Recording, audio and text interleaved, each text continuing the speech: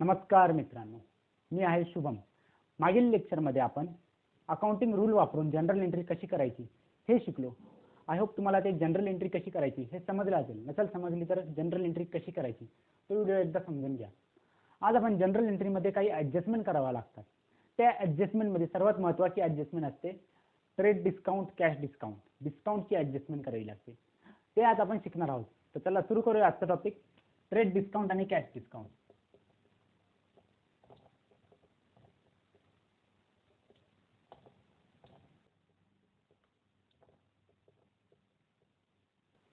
Trade discount आणि cash discount. सर्वात पहिले ट्रेड डिस्काउंट समजूया।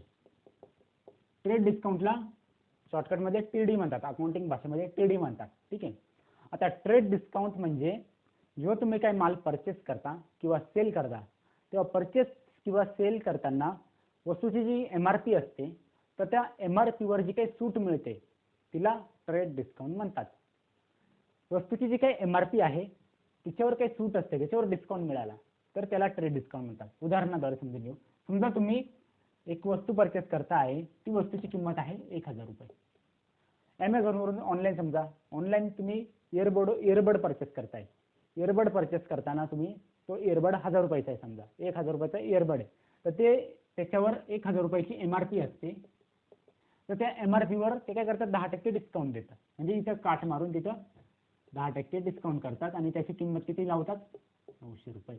10% किती झाले, 1000 चे 100 रुपये। 1000 रुपयाची एमआरपी असते पण त्याच्यावर 10% डिस्काउंट देतात, म्हणजे 100 रुपये डिस्काउंट देतात आणि त्याची किंमत लावतात 900 रुपये। ॲमेझॉनवर तुम्ही बघितले असेल, जे काही वस्तू तुम्ही परचेस करता त्या वस्तूवरची एमआरपी असते, ती एमआरपी कापून तिथे खाली डिस्काउंट करून जी अमाऊंट दिलेली असते ती ट्रेड डिस्काउंट अमाऊंट असते, ठीक आहे। ट्रेड डिस्काउंट अमाऊंट ही नेहमी एमआरपी किंमतवर दिली जाते। एमआरपी ची किंमत आहे, जी एमआरपी आहे वस्तूची, त्या एमआरपीवर जो काही डिस्काउंट दिला जातो त्याला ट्रेड डिस्काउंट म्हणतात, ठीक आहे। सिंपल व्याख्या आहे।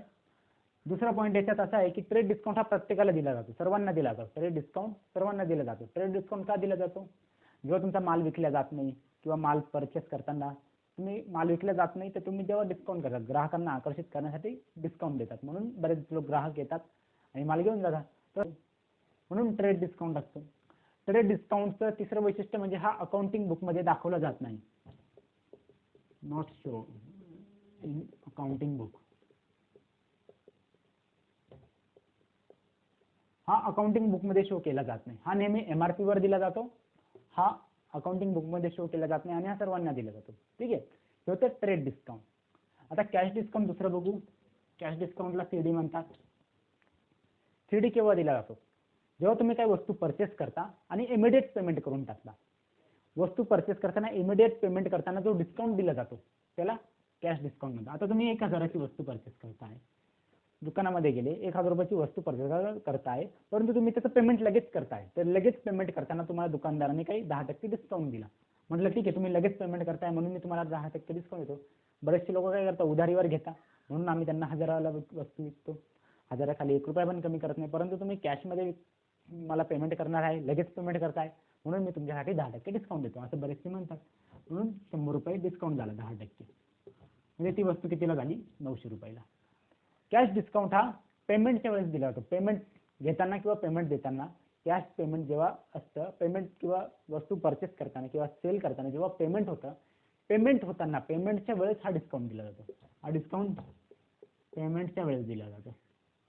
पेमेंट करताना किंवा पेमेंट देताना किंवा घेताना, पेमेंट देताना किंवा घेताना हा डिस्काउंट दिला जातो, ठीक आहे। याचं वैशिष्ट्य म्हणजे हा अकाउंटिंग बुकमध्ये शो केला जातो, शो इन अकाउंटिंग बुक, ठीक आहे। आणि हा सर्वांना नसतो, हा फक्त जे पेमेंट करताय, इमिडिएट पेमेंट करताय त्यांच्यासाठीच दिला जातो। हा कसं सर्वांना दिला जातो, परंतु हा फक्त जे पेमेंट करताय इमिडिएट त्यांनाच दिला जातो। वैशिष्ट्य समजले। ट्रेड डिस्काउंट हा नेहमी एमआरपी वर दिला जातो। एमआरपीची जी किंमत असते त्या एमआरपीच्या किमतीमध्ये जो काही डिस्काउंट दिला जातो त्याला ट्रेड डिस्काउंट म्हणतात।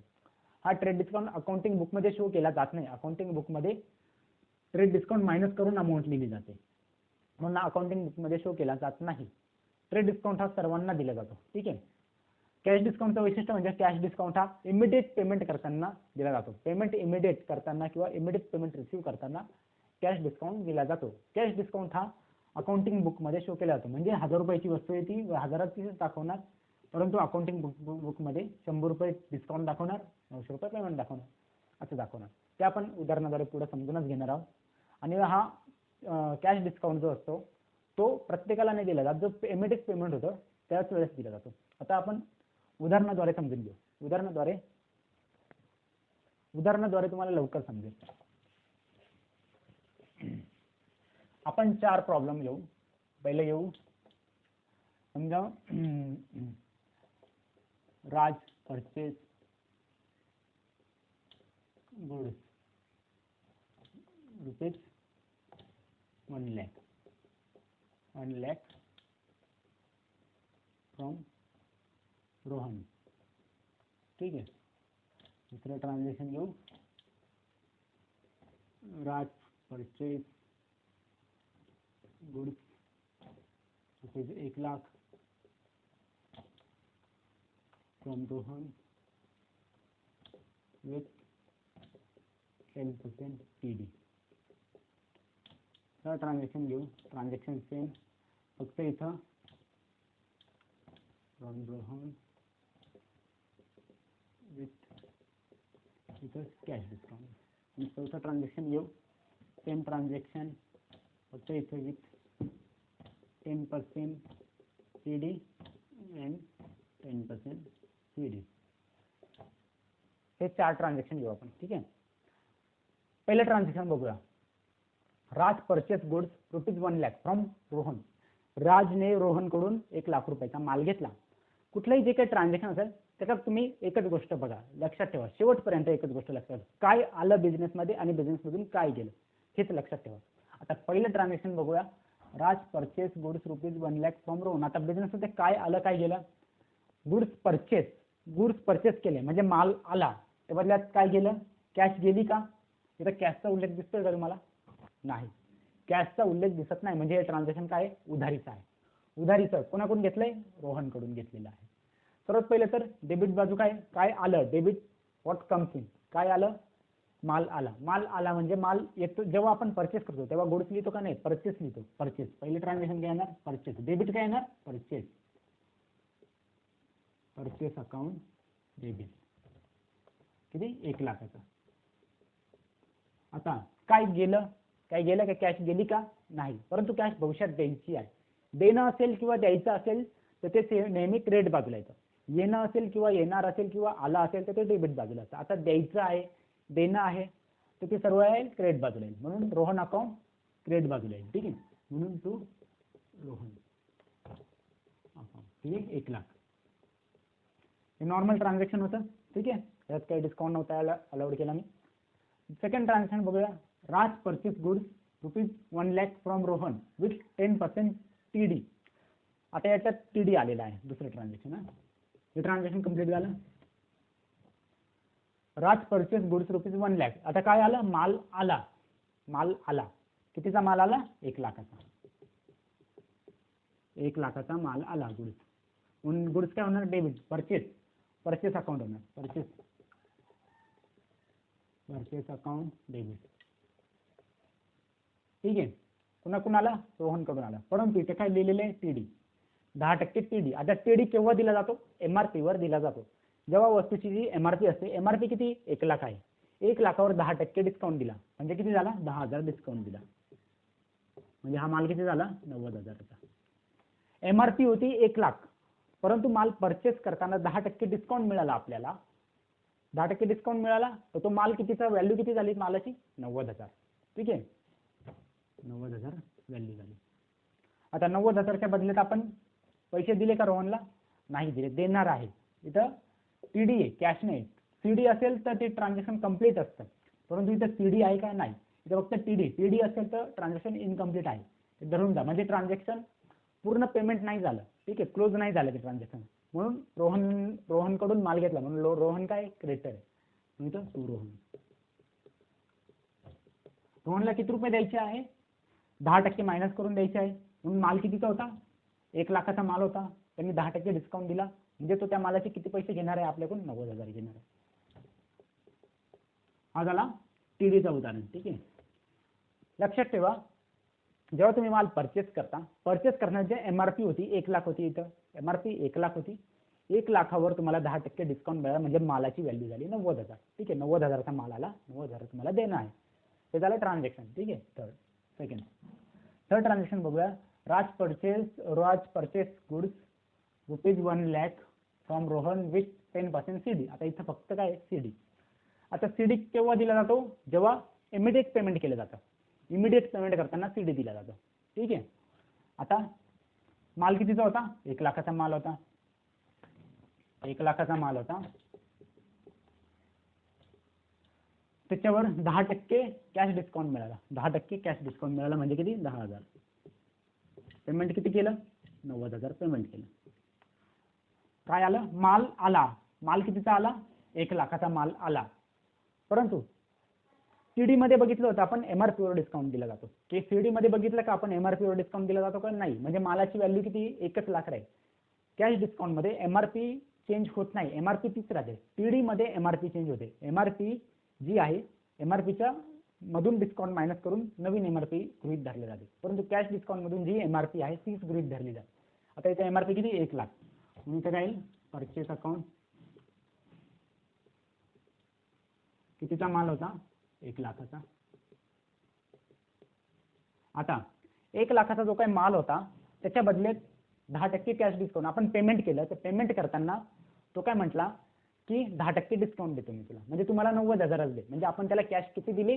90,000. माल आला आणि कॅश गेली. कॅश गेली, माल आला, कॅश गेली. म्हणून काय क्रेडिट काय होणार? कॅश गेलं, क्रेडिट. ठीक आहे. Cash to cash. कॅश किती दिली? 90,000 दिली. 1 लाखाचा माल. सीडी मध्ये MRP चेंज होत नाही. MRP वर काहीच फरक पडत नाही. MRP जशीच्या तशी मेन्शन केली जाते सीडीच्या केसमध्ये. ठीक आहे. पण सीडी प्लस TD असेल तर ते पुढच्या ट्रान्झॅक्शन मध्ये बघू. फक्त TD असेल तर MRP मधून मायनस केला जातो. फक्त CD असेल तर MRP जशीला तशी ठेवली जाते. ठीक आहे. आता इथं MRP जशीला तशी ठेवली, परंतु पेमेंट करताना कॅश डिस्काउंट दिला म्हणून 90,000 दिले त्याला. ठीक आहे. म्हणून 90,000. परंतु हे ट्रान्झॅक्शन कंप्लीट झालं का? नाही. जनरल एंट्री कंप्लीट होण्यासाठी दोन्ही बाजू प्रॉपर पाहिजे. ठीक आहे. आता परचेस अकाउंट 1 लाखाचा माल केला परंतु 10,000 दिला. तर इथं काय होणार? 10,000 काय मिळाला आपल्याला? Discount receive. डिस्काउंट मिळाला किती? 10,000. आता हे ट्रान्झॅक्शन कंप्लीट झालं. 1 लाख आणि 1 लाख इथे आता कंप्लीट झालं. ठीक आहे. ट्रान्झॅक्शन कंप्लीट करायचं जनरल एंट्रीमध्ये. ठीक आहे. आता लास्ट ट्रान्झॅक्शन बघूया. Raj purchase goods ₹1 lakh with 10% TD and 10% CD. आता इथं दोन्ही आहे. CD आलं म्हणजे काय? ट्रान्झॅक्शन कंप्लीट झालं, पेमेंट झालं त्याला. ठीक आहे. आता 1 लाखाचा माल होता. सर्वात पहिले TD मायनस करायचा. MRP मधून जे मायनस होतं त्याला TD म्हणतात. आता MRP किती होती? 1 लाख. 1 लाखातून 10% मायनस झाला म्हणजे माल कितीचा होता? 90,000चा माल झाला. आता 90,000 आता माल आला. मालाची व्हॅल्यू किती झाली? 90,000. 1 लाखाचा माल होता परंतु त्याने विकतानाच 10% डिस्काउंट देऊन टाकला. 10% डिस्काउंट दिल्यावर मालाची व्हॅल्यू झाली 90,000. म्हणून माल कितीचा आला? 90,000चा माल आला. Purchase account debit. माल किती झाला? 90,000. आता त्याच्या बदल्यात किती पेमेंट दिलं? 10% कॅश डिस्काउंट मायनस करून दिला. मालाची व्हॅल्यू 90,000 होता. आता याच्यावर 10% डिस्काउंट मिळाला म्हणजे 9,000 डिस्काउंट मिळाला. टोटल पेमेंट किती केलं? 81,000 पेमेंट केलं त्याला. पेमेंट किती केलं? 81,000. कारण कॅश डिस्काउंट मिळाला. इमिडिएट पेमेंट केलं म्हणून त्यांनी आपल्याला काही सूट दिली. म्हणून कॅश डिस्काउंट. म्हणून किती येईल? कॅश किती गेली? कॅश दिली 81,000. 90,000चा माल आला. आपण 81,000 दिले आणि 9,000 आपल्याला काय मिळालं? डिस्काउंट मिळालं. म्हणजे इथं काय? डिस्काउंट. किती? 90,000. झालं ट्रान्झॅक्शन कंप्लीट. असं असतं ट्रेड डिस्काउंट. कॅश. एक कॅश डिस्काउंट तुम्ही अशा पद्धतीने देखील समजू शकता. समजा 1 लाखाचा माल घेतला तुम्ही, त्याला तुम्ही 1 लाख रुपये दिले. 1 लाख रुपये दिले, उदाहरणाद्वारे 1 लाख दिले. त्याने तुम्हाला कॅशबॅक दिली 10,000 कॅशबॅक. 10% कॅशबॅक दिली. म्हणजे ऍक्च्युली तुमचे किती गेले? 90,000 गेले. अशा पद्धतीने देखील समजू शकता. म्हणजे तुमचा 1 लाखाचा माल आहे. आजकाल तुम्ही ऑनलाईन जेव्हा शॉपिंग करत असाल तेव्हा तुम्हाला कॅशबॅक मिळेल. ते प्रकारे एक प्रकारे कॅश डिस्काउंटच आहे. जे काही कॅशबॅक मिळते पेमेंट केल्यानंतर माल तुम्ही परचेस केला, पेमेंट केलं, पेमेंट केल्याच्या 2 दिवसानंतर तुम्हाला कॅशबॅक मिळेल. ते कॅश डिस्काउंटचं उदाहरण आहे. ठीक आहे, कॅश डिस्काउंट केव्हा दिला जातो, जेव्हा पेमेंट पूर्ण होतं तेव्हा कॅश डिस्काउंट दिला जातो. आणि ट्रेड डिस्काउंट केव्हा दिला जातो, ट्रेड डिस्काउंट माल विकतानाच दिला जातो. माल जेव्हा परचेस करता तुम्ही किंवा सेल करता, ट्रान्झॅक्शन होण्याच्या अगोदरच दिला जातो. ठीक आहे, म्हणून तो MRP तूनच मायनस केला जातो. ठीक आहे, इथे केला बघा. आता 1 लाखाचा जो माल आहे, तुम्ही समजा पेमेंट 1 लाख केलं, त्याचं 1 लाखाचं पेमेंट केलं, 1 लाखाचा माल आला, 1 लाखाचं पेमेंट केलं, परंतु तुम्हाला 2 दिवसानंतर त्याचे 10% आले, 10,000 रुपये रिसीव्ह झाले. ते ॲक्च्युअली तुमचे किती गेले, 90,000च पेमेंट झालं, म्हणजे 10,000 तुमचा कॅश डिस्काउंट. हे अशा पद्धतीचे ट्रान्झॅक्शन असतात. आय होप तुम्हाला ट्रेड डिस्काउंट, कॅश डिस्काउंट थोडंफार का असे ना समजलं असेल. समजलं असेल तर नक्की कळवा, नसेल समजलं तरी कळवा. धन्यवाद.